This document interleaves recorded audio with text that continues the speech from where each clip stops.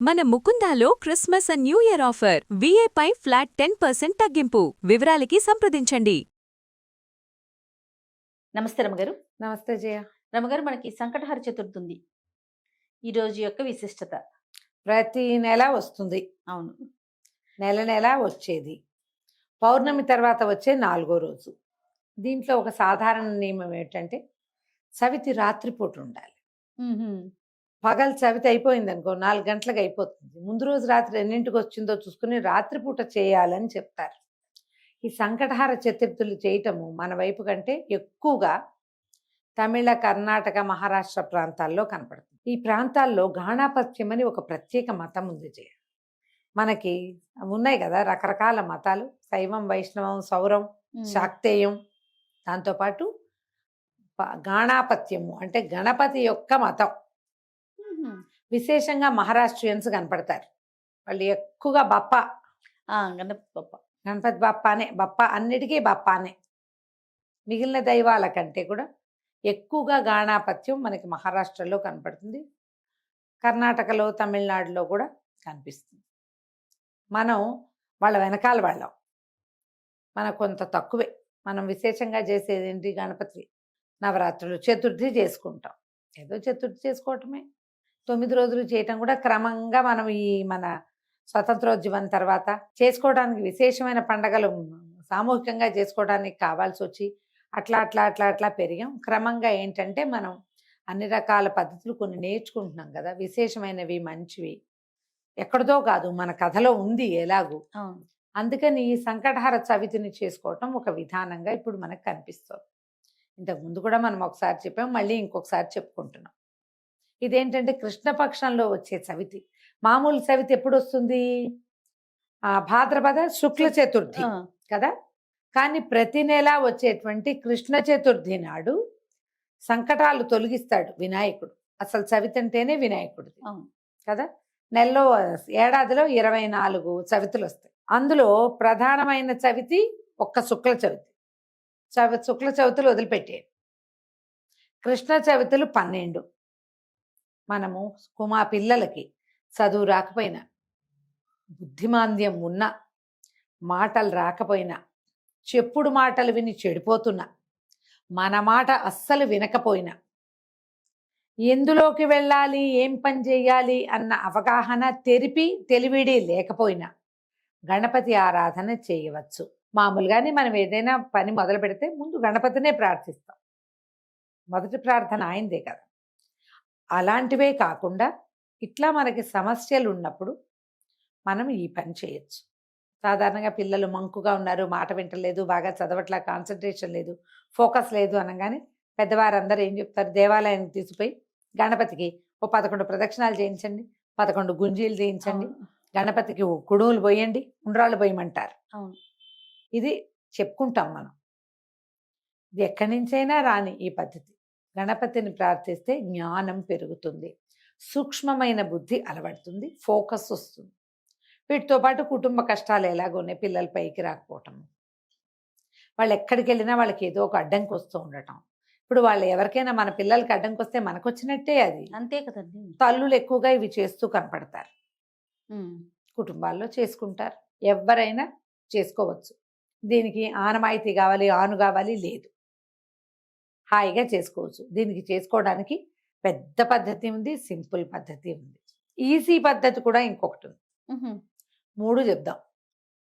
పెద్ద పద్ధతి ఏంటంటే పగలు ఉపవాసం ఉండి సాయంకాలం చంద్రోదయం కాగానే చక్కగా గణపతిని, మట్టి వినాయకుడిని బాగా పూజించుకుని, విశేషమైన సేవ. మనకి వినాయక చవితి నాడు ఎట్లా షోడశోపచారాలు చేసుకుంటాము, అవునండి, షోడశోపచారాలు చేసి గణేశోత్పత్తి కథ చెప్పుకుని, వినాయక చవితి నాడు ఎట్లా నివేదనలు పెడతామో అట్లాగే చక్క కుడుములు, ఉండ్రాళ్ళు, బెల్లము, పటిక బెల్లము, పానకము, వడపప్పు అన్నీ చేసి నివేదన చేసి, సో ఆ చంద్రోదయం పూర్తిగా అయ్యాక భోజనం చేయటం. ఇప్పుడు ఇన్ని రకాలు చేయాలంటే ఈ ఉద్యోగస్తులు, చిన్నపిల్లల వాళ్ళు, కొంతమంది చేయి పట్టని వాళ్ళు కష్టపడతారు కదా. రెండో మెథడ్, పూర్తి ఉపవాసం కాకుండా మధ్యాహ్నం ఏదైనా టిఫిన్ తిని, అన్నం తినకుండా సూర్యాస్తమయం అయ్యాక కాసిని కనీసం 11 అయినా ఉండ్రాళ్ళు చేసి అంత పానకము ఆ మాత్రం పెసరపప్పు నానబెట్టుకుని పానకం తయారు చేసుకోవటం, వడపప్పు చూపిస్తున్నా కదా అవి స్వామివారి దగ్గర పెట్టి సింపుల్గా గణపతి పూజ చేసుకుని ఈ కుడుములు నివేదన చేసి దండం పెట్టుకుని హారతి ఇచ్చేసి స్వామివారికి భోజనం చేసేయటం. Okay, easy method. ఉపవాసం ఉంటారో ఉండరో ఏదో ఒకటి మీకు దోచింది. సంకటహర చతుర్థి నాడు సాయంకాలం గణపతి ఆరాధన జరిగే ఏ దేవాలయానికైనా వెళ్ళిపోయి అక్కడ అష్టోత్తరమో ఏదో పూజ చేస్తారు, అది చేయించుకుని హారతి ఇచ్చే వేళకు చూసి దండం పెట్టుకుని ప్రసాదం పెడతారు, పుచ్చుకోండి. సంకటహర చతుర్థి నాడు ఇలా కూడా చేసుకోవచ్చు. ఓకే, మీరు ఏది చేయగలిగితే అది చేయండి. ప్రతి నెల వస్తాయి. దీనికి ఈజీ మెథడ్ ఏంటి, మన దగ్గర ఒక క్యాలెండర్ ఉంటే క్యాలెండర్లో వాళ్ళే బుజ్జి వినాయకుడు బొమ్మ వేసి కనపడుతుంది. మీరు రౌండ్ ఆఫ్ చేసి పెట్టుకోండి. గ్రీన్ కలర్ తోటో రెడ్ కలర్ తోటో గుర్తుంటుంది. ఫోన్లో పెట్టుకోండి, లేకపోతే రిమైండర్స్ పెట్టుకుంటాం కదా, ఈరోజు సంకటహర చతుర్థి అని అదే మనకి తట్టి లేపుతుంది పొద్దున్నే. ఈ విధానాల్లో మీరు ఏది కుదిరితే అది చేసుకోండి. దీంతో పాటు మంగళవారము చవితి సంకటహర కలిసి చతుర్థి వస్తే అంగారక చతుర్థి అంటారు. అది చాలా మంచిది. అది ఇంకా విశేషమైన ఫలితాన్ని ఇస్తుంది. సంవత్సరంలో 1-2 సార్లు రావచ్చు. ఈ ఏడాది ఇంకా మన చూడ క్యాలెండర్ చెప్తాం కదా, అప్పుడు చెప్పుకుందాం ఆ సంకటహర చతుర్థులు ఎన్ని ఉన్నాయి, అంగారక చతుర్థి వచ్చిందా లేదా అనేది చూసి చెప్దాం. ఓకే, జనవరి 1 తర్వాత క్యాలెండర్ చేస్తాం కదా ఒకరోజు, అప్పుడు చెప్పచ్చు. ఎప్పుడూ కూడా చవితి నాడు ఉపవాసం ఉంటే మీరు సంకటహర చతుర్థి స్వామిని పూజించాలి అన్న ఆలోచన ఉంటే మొదట నోటికి తాళం వేసుకోండి. వారిని దుర్భాషలాడద్దు. గొడవకి దారి తీసే ఏ విషయంలోకి మీరు వెళ్ళబోకండి. ఈ జ్ఞాపకాన్ని పాటించండి, మర్చిపోవద్దు. ఈ నియమం ఉండాలి. ఉండి మనం చక్కగా పూజ చేసుకోవచ్చు. నేనైతే మధ్యలో అదే పాటిస్తాను జయ. 99% నేను పగలు ఏదైనా కాస్త కొద్దిగా తిని మధ్యాహ్నం భోజనం చేయను. చిన్న టిఫిన్ ఏదైనా తిని మార్నింగ్ బ్రేక్ఫాస్ట్ చేస్తే ఇంకా లంచ్ లేదు. సాయంకాలం వేసరికి ఉండ్రాలు చేసేసుకుని నాకు రుణహర్తృ గణపతి స్తోత్రం ఉంది. గణపతి ద్వాదశ నామావళి, షోడశ నామావళి ఉన్నాయి. ఈ 3 రోజువారీ చదువుకునేవి. అందులో ఒక మంత్రం వస్తుంది రుణహర్తృ గణపతి స్తోత్రంలో. ఆ మంత్రాన్ని ఎక్కువ సార్లు చేసుకుంటారు. దండం పెట్టుకుని స్వామివారికి నివేదన చేసేసి పంచోపచారాలు చేసి గంధం పుష్పం సమర్పయామి చేస్తాను. ఈ నివేదన చేసి హారతి ఇచ్చి ఉండ్రాళ్ళు చక్కగా ఖర్చు పెట్టి వినిమయం చేసి రాత్రికి వంట చేసుకుని భోజనం చేస్తాను.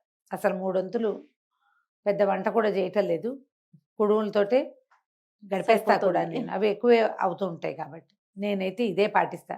అవకాశం కుదిరి ఏదైనా గుడికి వెళ్ళగలిగామంటే మరీ మంచిది. మరీ మంచిది. చక్కగా దేవాలయంలో స్వామివారికి హారతి ఇస్తారు, మంగళ నీరాజనాలు ఇస్తారు, అవన్నీ చూడొచ్చు.